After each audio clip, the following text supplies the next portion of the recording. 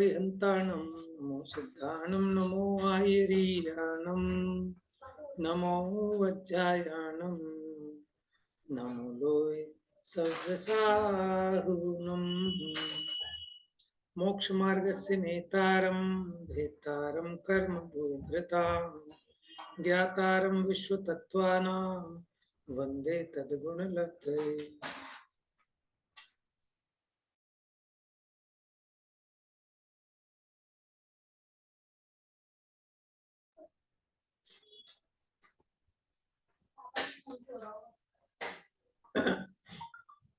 आज हमारी class 15 minute ही चल पाएगी, आप लोगों को इंतजार कराया। देखिए, अपना विषय जो है, थोड़ा सा आप अपना मन बना लीजिए, थोड़ा करणानि योग के विषय का भी, जो हमारा गोमट सार जीव कांड नाम सुना होगा आपने ग्रंथ का, उसमें 20 प्ररूपणाओं का वर्णन किया है। जीव की 20 प्ररूपणाएं माने संसारी जीव को समझाने के लिए 20 प्ररूपणाओं के द्वारा समझाते हैं, जिसमें 14 मार्गणाएं हैं। ठीक है ना, 14 गुणस्थान है, संज्ञा है, पर्याप्ति है, प्राण है, तो उन सब की चर्चा कुछ कुछ हमको यहाँ देखने को मिलेगी। देखिए, अभी चर्चा ये चल रही थी कि जैसे हमें सम्यक दर्शन जीवादि तत्वों को समझना है, तो उनको समझने के लिए एक तो प्रमाण और न्यायों के द्वारा जानना चाहिए। फिर कहते हैं कि निर्देश, स्वामित्व, साधन, अधिकरण, स्थिति और विधान, इनके द्वारा किसी भी विषय के संबंध में हमको गहराई से उसकी जानकारी प्राप्त हो जाती है। तो सबसे पहले बात चल रही थी हमारी, निर्देश तो बता दिया, जैसे सम्यक दर्शन माने उसके स्वरूप का कथन करना, तो तत्वार्थ, श्रद्धान, ये सम्यक दर्शन है। अब इसका स्वामी कौन कौन है, माने मालिक, किस किस को ये सम्यक तो हो सकता है, कहाँ कहाँ पाया जा सकता है, कौन कौन इनके स्वामी हैं, उसकी चर्चा चल रही है। तो सबसे पहले हमने स्टार्ट किया, सामान्य से तो यह आत्मा का परिणाम है, इसलिए इसका स्वामी आत्मा ही होगा। विशेष में गति मार्गणा की अपेक्षा प्रारंभ किया, तो सबसे पहले नरक गति में हम देख रहे हैं। तो नरक गति में सामान्य से देखें तो सातों नरक पृथ्वियों में सम्यक दर्शन पाया जा सकता है। ठीक है, इतना सामान्य तो आप याद रख सकते हैं, किसी भी नरक में, ठीक है, ये जीव सम्यक दर्शन को प्राप्त कर सकता है। सम्यक दर्शन का स्वामी सातों नरक पृथ्वियों में पाया जा सकता है। फिर विशेष से हमने सीखा था कि पहले नरक में क्षायिक सम्यक दृष्टि भी मरकर जा सकता है, तो वो अपना क्षायिक सम्यक तो लेकर भी जा सकता है, अथवा अभी जो यहाँ क्षयोपशमिक सम्यक दृष्टि है, लेकिन कृत्य वेदक सम्यक दृष्टि है, जिसने अपने कर्मों की क्षपणा की प्रोसीजर प्रारंभ कर दी थी, लेकिन अभी पूरा हो नहीं पाया था, है ना। इन द मीन टाइम उसकी आयु पूरी हो गई और वो नरक में जाकर जन्म लिया। तो जब वो नरक में गया तो यहाँ पे उसको क्षयोपशमिक सम्यक तो था, तो वहां भी क्षयोपशमिक सम्यक तो रहेगा अपर्याप्तक दशा में। अपर्याप्तक दशा बताइए भैया। छपना मतलब क्षय करने का हाँ, प्रोसेस। क्षय करना, उसका क्षय करना प्रारंभ कर दिया प्रकृतियों का।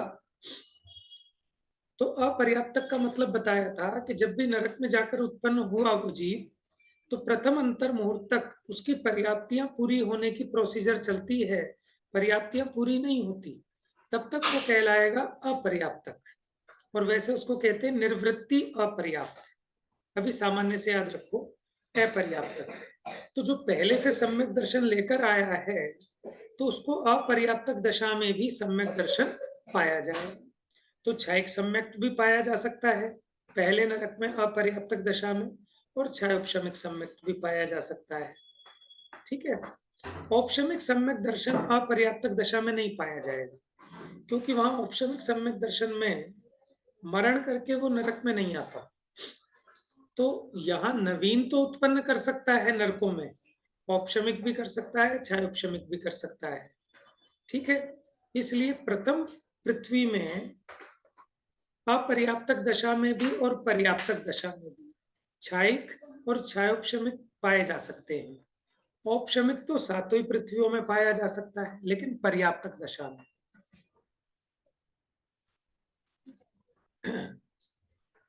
फिर उसके बाद अभी इसका और स्पष्टीकरण कर रहे हैं। अच्छा, ये हो गया था अपना त्रियंच गति में। अब त्रियंच गति की चर्चा करते हैं। देखो, त्रियंच गति में जो त्रियंच हैं वो 1 इंद्रिय से 5 इंद्रिय तक होते हैं, लेकिन सम्यक दर्शन तो सैनी पंचेंद्रिय त्रियंच को ही हो सकता है। जिसके मन नहीं है, ऐसे त्रियंचों के तो सम्यक दर्शन हो ही नहीं सकता। ठीक है। और त्रियंच भोग भूमि के भी होते हैं और कर्म भूमि के भी होते हैं। कर्म भूमि तो जैसे हम जिन क्षेत्र में रह रहे हैं, ये कर्म भूमि है, यानी यहाँ कर्म करके कुछ प्राप्ति होती है। लेकिन भोग भूमि हमारे यहाँ तो पहले दूसरे तीसरे काल में भोग भूमि थी, जब कल्प वृक्ष थे, कुछ करना नहीं पड़ता था, कल्प वृक्षों से सारी सामग्री प्राप्त होती थी। ऐसे ही अभी भी कुछ क्षेत्र ऐसे हैं कि जहां हमेशा भोग भूमियां रहती हैं। तो वो जो भोग भूमि वाले त्रियंच हैं और एक कर्म भूमि वाले त्रियंच हैं। तो देखिए, पढ़िए, कौन पढ़ेगा आज? प्रीति पढ़ो त्रियंच गति में। आवाज नहीं आ रही आपकी, म्यूट अनम्यूट कर लो।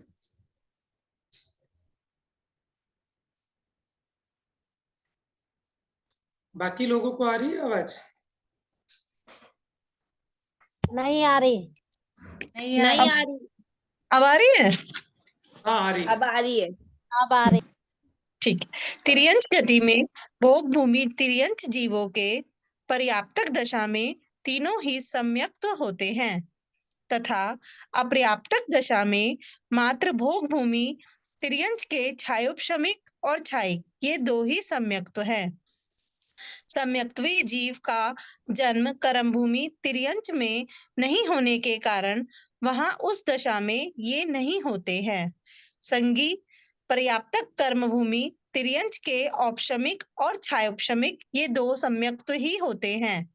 दोनों ही तिर्यंचनी के मात्र पर्याप्तक दशा में ही औपशमिक और छायोपशमिक ये दो सम्यक्त होते हैं। देखिए, अब कुछ सामान्य नियम समझ लीजिए। अगर कोई भी सम्यक दृष्टि मरे तो मरकर थावर विकलत्रय में नहीं जाता, माने 1 इंद्रिय से 4 इंद्रिय में तो वो मरकर पैदा नहीं होगा। अगर सम्यक दर्शन के साथ मरता है तो पहले नरक के नीचे नहीं जा सकता। ठीक है। त्रियंचों में भी नहीं जाता, अगर जाता है तो सिर्फ भोग भूमि का त्रियंच बनता है। कहाँ का? आनंद खोल के भोग भूमि का त्रियंच। ठीक है। लेकिन एक नियम और समझना कि जो सम्यक्त सहित मरण करके भोग भूमि का त्रियंच बनेगा ना, तो वो वही बन सकता है जो छायिक सम्यक्त्व वाला हो। अगर छायोपशमिक सम्यक्त्व है या औपशमिक सम्यक्त्व है तो वो छूट के ही जाएगा, फिर चाहे नया उत्पन्न कर ले वहां जाकर। यानी सामान्य नियम ये हुआ कि सम्यक दृष्टि मरकर नरक में नहीं जाता, त्रियंचों में नहीं जाता, स्त्री पर्याय में नहीं जाता, नपुंसक नहीं होता, स्थावर और विकलत्रय नहीं होता। ठीक है। सम्यक दृष्टि वो एक आपका छंद है 6 डाला का। प्रथम नरक बिन षट भूज्योतिष मान भवन षंड नारी थावर विकल में नाही उपजत सम्यक धारी। तो सम्यक दृष्टि मरकर प्रथम नरक बिन षट भू ज्योतिष, नीचे की 6 भूमियों में तो नहीं जाता, त्रियंच में नहीं जाता, स्थावर में नहीं जाता, विकलत्रय में नहीं जाता, और जो हीन जाति के देव हैं भवनवासी व्यंतर ज्योतिषी उनमें भी नहीं जाता, नपुंसक नहीं होता, नारी षंड, षंड माने नपुंसक में नहीं जाता, नारी में नहीं माने स्त्री पर्याय नहीं मिलती उसको। ठीक है। ये तो सामान्य नियम। अब विशेष नियम ये समझो कि कदाचित किसी मनुष्य ने पहले ही नरक आयु बांध ली, लेकिन सम्यक दर्शन बाद में हुआ, ठीक है। तो क्षयिक सम्यक दर्शन वाला अगर त्रियंच गति में जाएगा तो वो नियम से भोग भूमि का त्रियंच बनेगा। कहाँ का? माने अगर त्रियंच आयु पहले ही बांध ली हो और बाद में उसके सम्यक दर्शन हुआ और क्षयिक सम्यक हो गया, तो वो मरकर, क्षयिक सम्यक तो छूटता नहीं, और आयु जो बांध ली उसमें तो जन्म लेना ही पड़ता है, तो वो भोग भूमि का त्रियंच बनेगा, कर्म भूमि का त्रियंच नहीं बनेगा। और अगर कोई क्षयोपशमिक सम्यक्त्व वाला है, औपशमिक सम्यक्त्व वाला है, जिसने त्रियंच आयु पहले बांध ली है, तो वो उसका सम्यक दर्शन छोड़कर यहाँ से तब जाएगा वो, ठीक है, चाहे वो कर्म भूमि का बने चाहे भोग भूमि का बने। लेकिन क्षयोपशमिक सम्यक्त्व और औपशमिक सम्यक्त्व को लेकर त्रियंच में नहीं जा सकता, सिर्फ क्षयिक सम्यक्त्व वाला जा सकता है, वो भी भोग भूमि का त्रियंच बनेगा। इसी प्रकार नरक में लगाना, क्षयोपशमिक और औपशमिक सम्यक्त्व वाला, ठीक है, नरक में जाएगा तो यहाँ छोड़ के जाएगा सम्यक दर्शन को, और अगर क्षयिक सम्यक दृष्टि है तो पहले नरक तक जा सकता है, पहले नरक पृथ्वी से नीचे नहीं जाएगा। और एक क्षयोपशम सम्यक्त्व में एक विशेष अवस्था बनती है जिसको कहते हैं कृत कृत्य वेदक सम्यक दृष्टि। माने अभी है तो क्षयोपशम सम्यक दर्शन, लेकिन उसने क्षयिक सम्यक्त्व को उत्पन्न करना प्रारंभ कर दिया है, उसकी पूर्ति नरक में जाके कर लेगा, ठीक है। ये कुछ विशेष नियम था, बार बार आएगा आपके सामने तो आपको याद भी रह जाएगा। अब इन नियमों के हिसाब से अब ये समझ में आएगा आपको। पर्याप्तक तो आप समझ गए और अपर्याप्तक समझ गए। इसी प्रकार जब ये त्रियंच गति में जाके पैदा होता है तो एक अंतर मुहूर्त तक वो अपर्याप्तक रहता है, उसके बाद वो पर्याप्तियां पूरी कर लेता है तो पर्याप्तक, ठीक है। तो अपर्याप्तक दशा में सम्यक दर्शन उत्पन्न तो नहीं कर सकता, लेकिन अगर पहला ही लेके आया है तभी अपर्याप्तक दशा में सम्यक दर्शन पाया जा सकता है। और अगर नया सम्यक दर्शन उत्पन्न करेगा तो नियम से पर्याप्तक होने के बाद ही उत्पन्न करेगा। तो अब देखिए, त्रियंच गति में भोग भूमि त्रियंचों के पर्याप्तक दशा में, यानी भोग भूमि के त्रियंच पर्याप्तक दशा में तो तीनों ही सम्यक तो हो सकते हैं उनको। कौन कौन से? औपशमिक, क्षयोपशमिक और क्षयिक। क्षयोपशमिक और क्षयिक। पर्याप्तक दशा में तीनों पाए जा सकते हैं, ठीक है। लेकिन अपर्याप्तक दशा में मात्र भोग भूमि त्रियंच के क्षयोपशमिक और क्षयिक ये दो ही सम्यक्त है, वही नरक की तरह। क्षयोपशमिक कौन सा बनेगा? वही कृत कृत्य वेदक वाला, ठीक है ना। छपड़ा वहां प्रारंभ कर दी, लेकिन प्रतिष्ठापन तो चारों गतियों में कहीं भी जाके पूरी कर सकता है, ठीक है।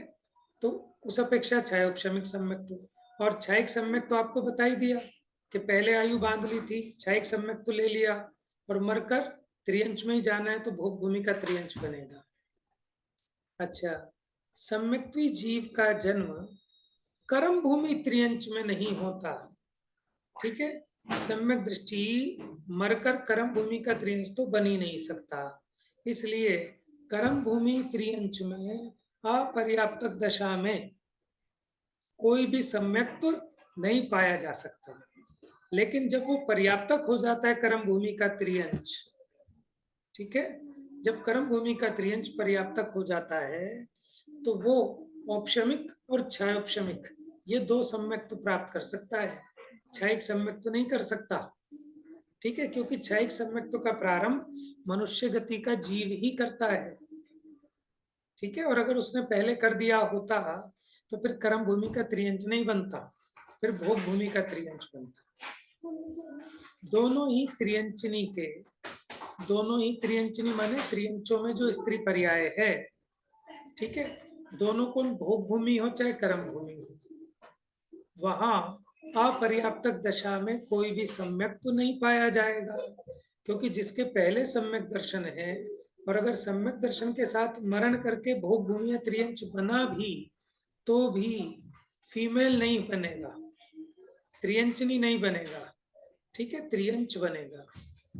तो इसलिए अगर कोई त्रियंचनी है, सैनी पंचेंद्रिय, तो वो नया सम्यक दर्शन पैदा कर सकती है। कौन कौन सा? औपशमिक और छायोपशमिक हो सकता है, उसको भी छायिक नहीं होगा पर्याप्तक दशा। ठीक है, थोड़ा सा कठिन है नए लोगों के लिए, लेकिन आप धैर्य रखना, थोड़ा थोड़ा समझ में भी आएगा तो वो याद रहने लग जाएगा फिर। ठीक है, अभी आपने इतने में कुछ पूछना हो तो पहले आप पूछिए, फिर हम आगे बढ़ेंगे।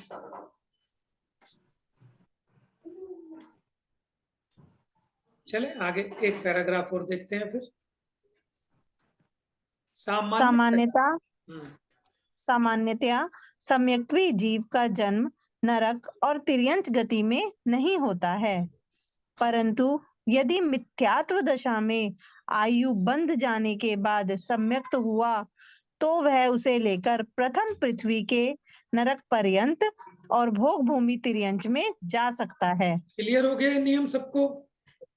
ये तो बता ही दिया ना, वही नियम बताया। सामान्यतया सम्यक दृष्टि का जन्म नरक और त्रियंच में नहीं होता, लेकिन अगर उसने पहले मिथ्यात्व दशा में आयु बांध ली हो तो त्रियंचों में जाएगा तो भोग भूमि त्रियंच, और नरक में जाएगा तो प्रथम नरक की प्रथम पृथ्वी से आगे नहीं जाएगा। लेकिन ये कंडीशन भी छायिक सम्यक दृष्टि के लिए है। ठीक है, यहाँ लिखा नहीं है लेकिन ध्यान रखना, छायिक सम्यक दृष्टि के लिए और या फिर कृत्य वेदक सम्यक दृष्टि के लिए। अब तो मनुष्य गति भैया, की चर्चा। जैसे ये तिर्यंच होते हैं, नरक गति के जीव हैं, इनको सम्यक दर्शन होता कैसे है? हाँ, अरे ये सब समझते हैं। आप देखो, कुत्ते हैं, गाय हैं, ये सब बात हमारी समझते हैं जो घर में पालते हैं ना लोग। तो जैसे हम लोग समझते हैं भाव भासना, फीलिंग, इमोशंस, वो सब इसमें होते हैं और ट्रेंड करने पर ट्रेंड भी हो जाते हैं। तो ये सम्यक दर्शन इनको कैसे होता है कि या तो किसी का उपदेश मिले। शेर को नरक हुआ गति था के ना। जीवों को कैसे होगा? हम्म, नरक गति के जीवों को, नरक गति के जीवों हाँ, को। नरक गति के जीवों के कारण अभी आगे गिनाएंगे, लेकिन फिर भी उसमें अच्छा। क्या बताया, जैसे जाति स्मरण, पुराना याद आ जाए उनको कि अरे मैं पहले जैन था, मैंने उपदेश सुना था, मैंने तत्वार्थ सूत्र पढ़ा था और मैंने 7 तत्वों का स्वरूप समझा था, तब मैं नहीं माना तो देखो मेरी कैसी दुर्गति हो गई। इससे वो सम्यक दर्शन प्राप्त कर लेता है। दूसरा, तीसरे नरक तक देव जाते हैं, देव। ठीक है, तो उनकी महिमा, उनकी रिद्धि को देखकर, जैसे लक्ष्मण को समझाने के लिए सीता का जीव गया था तीसरे नरक में, वहां संबोधन देने, तब लक्ष्मण और रावण दोनों को वहां सम्यक दर्शन उत्पन्न हुआ फिर। ठीक है, तीसरा वेदना भय, कि जब वहां की वेदना होती है ना, तब इसको याद आता है कि ऐसे मैंने क्या दुर्गति के पाप किए थे। तो फिर अंदर में सोचता है, अरे तो पुराना सुना हुआ कहीं का उपदेश, वो उसको कुछ ख्याल में आता है तो उसको हो जाता है। यानी जिसको ट्रेंड किया जा सकता है, जो शिक्षा और उपदेश को ग्रहण कर सकता है, वो सम्यक दर्शन का पात्र है। तो देखो ताज्जुब की बात, जब नरक का नारकी कर सकता है, एक भैंस को सम्यक दर्शन हो सकता है, ठीक है, एक गाय को, क्रूर सिंह को सम्यक दर्शन हो सकता है, तो हम ना तो इतने क्रूर हैं, ना हम इतनी मोटी बुद्धि वाले हैं। जैसे कहते हैं भैंस के आगे बीन बजाना, तो जब इतनी मोटी बुद्धि वाला कर सकता है, इतना क्रूर जीव कर सकता है, तो हम में क्या दिक्कत है? समझ में है? इसलिए हम तो बहुत सरलता से कर सकते हैं सम्यक दर्शन प्राप्त। और जिसने सम्यक दर्शन प्राप्त कर लिया, माने उसने मोक्ष का बयाना दे दिया, उसने मोक्ष का एग्रीमेंट साइन कर लिया, अब वो सुखी होने के दिन प्रारंभ हो गए उसके। ठीक है, अब वो सच में धर्मात्मा की उसमें आ गया कि अब धर्मात्मा कहलाने लायक है, वो धर्म प्रारंभ हुआ है उसको। चलिए मनुष्य गति का वो भैया पढ़ लेते हैं। हाँ जी, पूछिए। भैया ये पंचम काल तो मतलब नरक गति से भी ज्यादा खराब हो गया, क्योंकि नरक में तो फिर भी देव समझाने आ जाते हैं, पंचम काल में तो कोई समझाने नहीं आते देव वगैरह। आप ये सुनो, सुनो, वहां नरकों में कोई देव ऐसे कोई समझाने वमझाने नहीं जाता। ठीक है, ऐसा कोई विशेषता नहीं है, उस चीज की मुख्यता नहीं है। वो तो देव जा सकता है ना, तो सीता को तो पिछले भव के विशेष राग आया, लेकिन उसके जाने से भी कौन समझता है? ऐसा थोड़ी कि सभी सम्यक दर्शन प्राप्त कर लेते हैं उसके समझाने से, लेकिन हमें तो उससे भी अधिक प्रबल निमित्त मिला है। चौथे काल में जब देव आते थे, साक्षात समोशरण होता था, तो सब सम्यक दृष्टि थोड़ी हो जाते थे, तब भी इस चीज की दुर्लभता ही थी। और हमें तो जिनवाणी मिल रही है, साक्षात देवता भी आकर कुछ अलग से तो समझाएगा नहीं। ये जो हमें जिनवाणी बता रही है, इससे ज्यादा तो वो क्या बताएगा? ठीक है ना? तो ऐसा नहीं है, बहुत अंतर है। हम कहने को कह देते हैं नरक की बहुत बुरी हालत है, वो हम तो बहुत उत्तम पर्याय में हैं, है ना?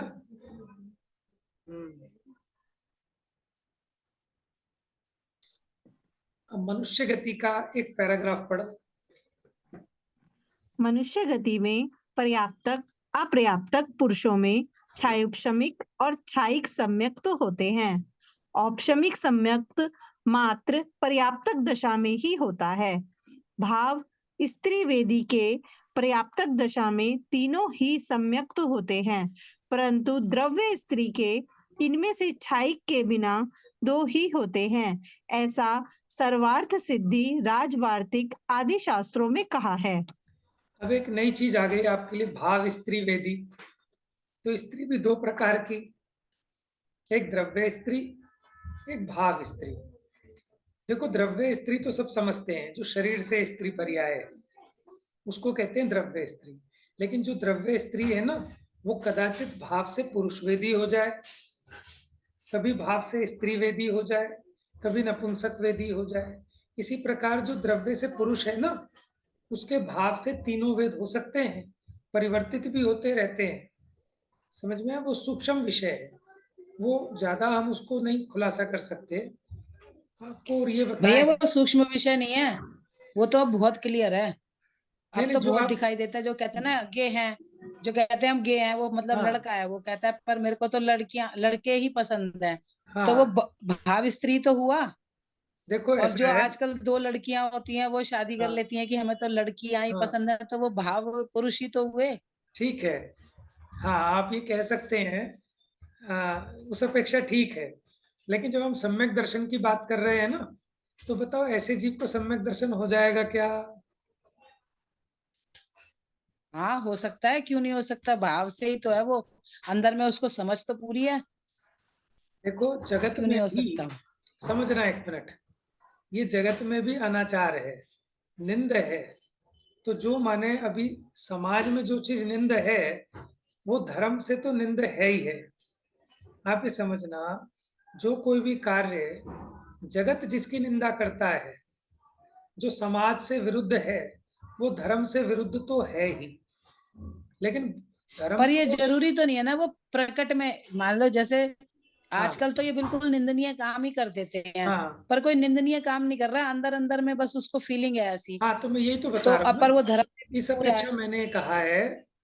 देखो, ये जो आप कह रहे हो ना उस भाव की, तो चलो अभी हम ज्यादा नहीं बता सकता, मैं उसको कह सकता। लेकिन मुनिराज जो है ना, मुनिराज, उनके भी तीनों वेदों में से कोई भी वेद हो सकते हैं मुनि, और वो मोक्ष भी जा सकते हैं। स्त्री वेदी मुनिराज भाव की अपेक्षा मोक्ष जा सकते हैं, नपुंसक वेदी मुनिराज जो भाव की अपेक्षा मोक्ष जा सकते हैं। लेकिन द्रव्य से अगर स्त्री वेदी हो, नपुंसक वेदी हो, तो मोक्ष नहीं जा सकते। ठीक है? तो यहाँ हम ऐसा भी नहीं कह सकते कि, मैं एक्चुअल में अभी इस विषय के बारे में ज्यादा कुछ कह नहीं सकता, क्योंकि जो हम समझ रहे हैं जरूरी नहीं है कि वो अर्थ हो यहाँ पर। यद्यपि सामान्य से हम ये कहते हैं कि वेद किसको कहते हैं, कि पुरुष वेद क्या है, कि स्त्री की इच्छा वो पुरुष वेद का उदय है। ठीक है? जैसे जो पुरुष है उसको स्त्री के प्रति आकर्षण होता है, ये उसके पुरुष वेद के उदय से होता है। स्त्री वेद का उदय क्या है? स्त्री वेद के उदय से पुरुष के प्रति आकर्षण होता है, वो कहलाता है स्त्री वेद का उदय। ठीक है? और नपुंसक वेद का उदय क्या होता है? कि दोनों के प्रति आकर्षण, ठीक है, दोनों की इच्छा, ये नपुंसक वेद का उदय है। वेद तो इसको ही कहा। अब इसके दो भेद कर दिए। जो भाव है उस प्रकार का वो भाव वेद, और द्रव्य में जो शरीर की रचना है वो द्रव्य वेद। ठीक है। बल्कि भैया मैं आपकी बार जयपुर शिविर में गई थी, तो वहां पे तो एक पंडित कौन थे, मुझे उनका नाम ध्यान नहीं है, उन्होंने तो ये कहा कि जैसे कोई द्रव्य से पुरुष है, लेकिन अगर वो उसको स्त्री वेद है ना, तो वो जन्म से स्त्री वेद है उसको, और मरण तक स्त्री वेद ही रहेगा उसको। ऐसा भी कहा उन्होंने। मतलब द्रव्य से वो पुरुष ही है, मुनि भी बन गया, लेकिन उसका भाव वेद जो है वो अगर स्त्री वेद है, तो वो ऐसा नहीं है कि अभी हो गया अभी नहीं हुआ, वो उसको जन्म से ही है और हमेशा रह सकता है। अच्छा, कौन विद्वान थे? वो ऐसे नाम अरुण जी, ध्यान नहीं है, वो कुछ नए ही थे। हाँ बुड्ढे से शायद थे? वही थे, अरुण जी, अरुण जी। हाँ, बुड्ढे हाँ से। बुड्ढे से अरुण जी। हाँ, नहीं तो फिर वो हाँ सही जी, हाँ कह जी, रहे हाँ होंगे। जी। वो अच्छे अभ्यासी हैं हाँ करना नियोग के। वो अच्छे अभ्यासी हैं करना नियोग के, तो वो बिल्कुल ठीक कह रहे होंगे। तो इसीलिए मेरी अभी ज्यादा इस पर अधिकार नहीं है इस विषय पर, ठीक है ना। और इसीलिए जब तक सामने नहीं होगा तो हम उसके बारे में कुछ कह नहीं सकते, ठीक है। तो इसका विशेष थोड़ा और पढ़ के देख के तब बता पाएंगे। लेकिन ये, हाँ, इसीलिए मैंने ये कहा कि बिना देखे हम अभी इस विषय में कुछ ज्यादा नहीं कह सकते, क्योंकि मुनिराज के भी होता है, ठीक है। तो खैर, अभी ये समझना कि जो भाव स्त्री वेदी है उसके पर्याप्तक दशा में तीनों सम्यक्त हो सकते हैं।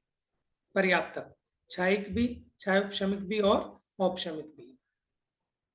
हाँ, मनुष्य गति में पर्याप्तक अपर्याप्तक पुरुषों में छायोपशमिक भी हो सकता है और छायिक भी हो सकता है, क्योंकि कोई भी छायोपशमिक सम्यक दृष्टि दे मरकर मनुष्य तो हो सकता है, ठीक है। ऐसी कोई छायिक सम्यक दृष्टि किसी गति से, माने देव गति से अथवा त्रियंच गति का कोई भी जीव आकर मनुष्य में तो आ ही सकता है। मनुष्य में जन्मने का निषेध तो है नहीं। तो अपर्याप्तक दशा में छायोपशमिक और छायिक सम्यक तो पाया जा सकता है। जैसे तीर्थंकर को जन्म से ही छायिक सम्यक दर्शन होता है यहाँ पर, तो वो पहले का लेके आए हैं, तो अपर्याप्तक दशा में है। और पर्याप्तक दशा में तीनों हो सकते हैं, लेकिन भाव स्त्री वेदी को पर्याप्तक दशा में तीनों सम्यक हो सकते हैं, लेकिन द्रव्य स्त्री को इनमें से छायिक के बिना दो ही होते हैं। पर्याप्तक दशा में छायिक के बिना दो ही होते हैं, क्योंकि जो द्रव्य से स्त्री है उसको छायिक नहीं हो सकता, ऐसा बड़े ग्रंथों में आया है। इसकी विशेष चर्चा फिर कल लेंगे, आज लेट हो गए हम नेक्स्ट क्लास के लिए भी। जा भैया एक बारी भैया, पर्याप्तक और भैया अपर्याप्तक इसमें जो बता दो। हाँ जी, पर्याप्तक जो पर्याप्तक और अपर्याप्तक की मल्लीनाथ चर्चा भगवान कल के बारे करेंगे। में बताया था ना उन्होंने, हाँ, मल्लीनाथ भगवान के बारे में भी उन्होंने यही बात उठाई थी कि जो हाँ, ये श्वेतांबर लोग कहते हैं ना स्त्री वेदी, मतलब स्त्री पर्याय से हुआ, तो वो स्त्री वेदी हो सकते हैं। हाँ, ऐसा हो कहा, सकते स्त्री हैं, वेदी हो सकते थे। हो सकते हैं, लेकिन ऐसा तो ग्रंथ में कहीं नहीं आया कि वो भाव स्त्री वेद था उनको।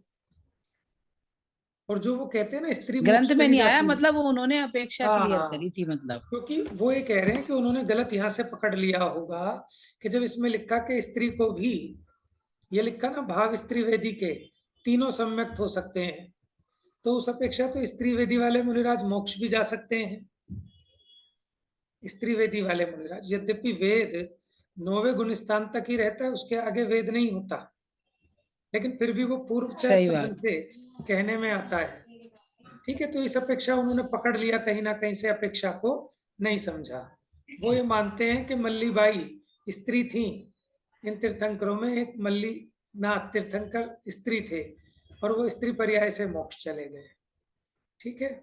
पर्याप्तक है पर्याप्तक की चर्चा कर लेंगे। किसने पूछा है पर्याप्तक है पर्याप्तक का क्वेश्चन? मैंने पूछा था भैया, तो और जो समूचन जीव है वो फिर अपर्याप्तक में आएंगे। देखो, सम्मूर्छन जीव दोनों प्रकार के होते हैं, पर्याप्तक भी होते हैं और अपर्याप्तक भी होते हैं। लेकिन जो सम्मूर्छन मनुष्य होते हैं वो मात्र अपर्याप्तक ही होते हैं, श्वास के 18वें भाग में जन्म मरण कर लेते हैं। तरुषी, तो भैया जो अपर्याप्तक होते हैं मतलब वो अच्छी तरह जन्मे नहीं होते हैं, अभी वो प्रोसेस में होते हैं, वही। मेरी एक बात सुनो। हाँ, अपर्याप्तक वो हैं कि जिनकी पर्याप्तियां पूरी नहीं होती, श्वास के 18वें भाग में ही जिनका मरण हो जाता है वो कहलाते हैं लब्ध पर्याप्तक। और स्वयंभू रमण समुद्र का जो महामत्स्य है वो सम्मूर्छन जन्म वाला है, जिनका जन्म माता पिता के बिना आसपास के पुद्गलों के जुड़ने से हो जाता है, वो सम्मूर्छन है। सभी सम्मूर्छन जरूरी नहीं है कि अपर्याप्तक हो, लेकिन जो मनुष्य गति के सम्मूर्छन जीव हैं मनुष्य, वो नियम से अपर्याप्तक होते हैं। ठीक है। अच्छा। हम्म, ठीक है। चलो, आपकी ये चर्चा हो गई। और पूनम भाभी का कोई क्वेश्चन था क्या आपका? आप तो नहीं बस भैया। बता रहे थे ना बस। हाँ जी, हाँ जी। ठीक है, ठीक है, बाकी चर्चा कल करेंगे। जा वाणी के ज्ञान से सूझे लो कालो, सो वाणी मस्तक नमो सदा देत हूँ धूप।